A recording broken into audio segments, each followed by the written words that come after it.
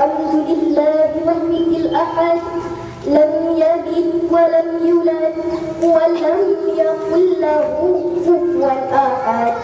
أما بعد, kaum muslimin muslimat asal syurga, pada kesempatan yang singkat ini izinkan saya memaparkan sedikit tentang persiapan diri menyambut fitri. Kaum muslimin muslimat, pada hakikatnya kesucian hati, menahan hawa nafsu dan tingginya kualitas iman dan takwa merupakan langkah awal bagi kaum muslimin untuk mempersiapkan diri menyambut fitri. Allah Subhanahu wa ta'ala memerintahkan puasa kepada hambanya di bulan Ramadan, karena dengan berpuasalah kita akan mendapat predikat iman dan takwa, sebagaimana dijelaskan dalam firman Allah surah Al-Baqarah ayat 183. Ya ayyuhalladzina amanu kutiba alaikumus siyam kama kutiba alal ladzina min qablikum la'allakum tattaqun. Hai orang-orang yang beriman, diwajibkan atas kamu berpuasa sebagaimana diwajibkan atas orang-orang sebelum kamu agar kamu bertakwa.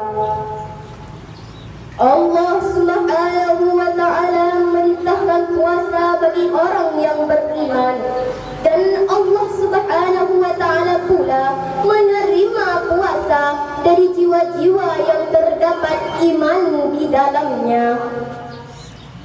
Kaum muslimin muslimat asal syurga, Jibril pernah berpesan kepada Rasulullah, Inna Jibril aradali faqala ba'uda man adraka Ramadanu falam yu'fir lahu qultu amin. Sesungguhnya Jibril pernah datang kepadaku. Dia berkata, celakalah orang-orang yang melewati bulan Ramadan dengan begitu saja, padahal dosanya belum diampuni. Kemudian aku mengatakan, amin. Riwayat Bukhari, Muslim dan At-Tabrani.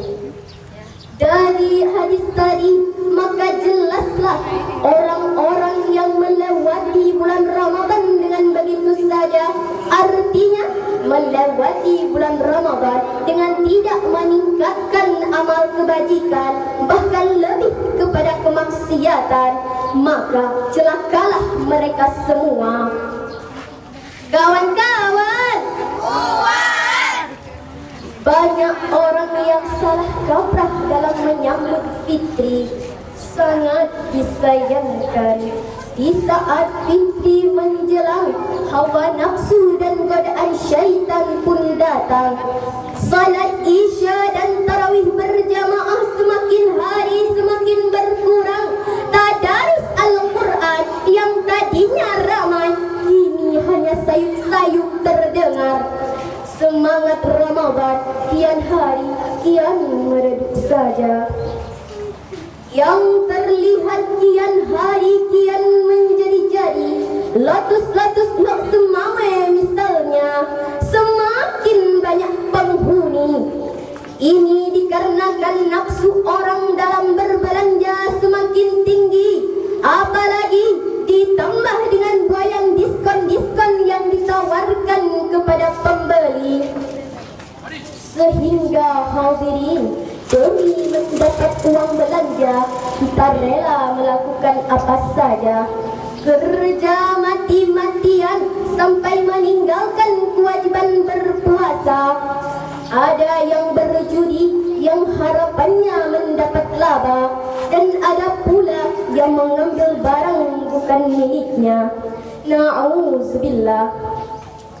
Jika hal ini kita lakukan untuk menyambut hari kemenangan, sungguh kita telah termakan rayuan syaitan.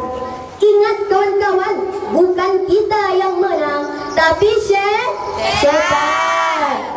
dan kita merayakan hari kemenangannya syaitan. Luar biasa.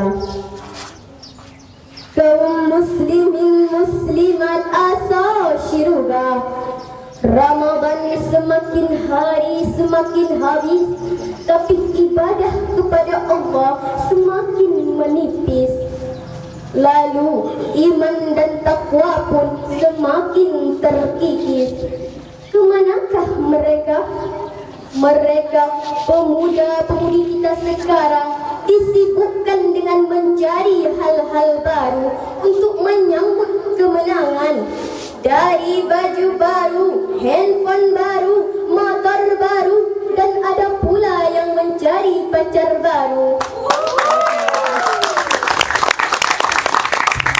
Heran saya, apa sih hubungan pacar baru dengan hari kemenangan? Yang jelas-jelas pacaran hukumnya haram, tapi hal tersebut semakin marak dilakukan.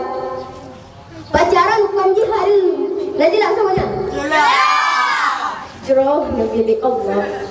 Seharusnya kita menyambut hari kemenangan dengan bertambahnya ketakwaan, sebagaimana digambarkan dalam suatu ungkapan, laisa aidu liman lubsuhul jadi, bal aidu liman taqwahul yazid. Bukanlah hari raya itu untuk orang yang baru pakaiannya, tapi hari raya itu untuk orang yang bertambah ketakwaannya. Kaum muslimin muslimat asal syurga.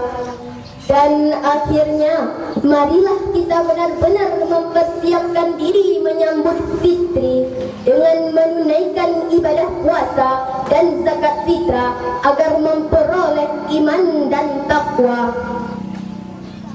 Setelah kita menunaikan ibadah puasa dan zakat fitrah, maka seorang muslim akan kembali ke fitrahnya, suci jiwanya, suci badannya.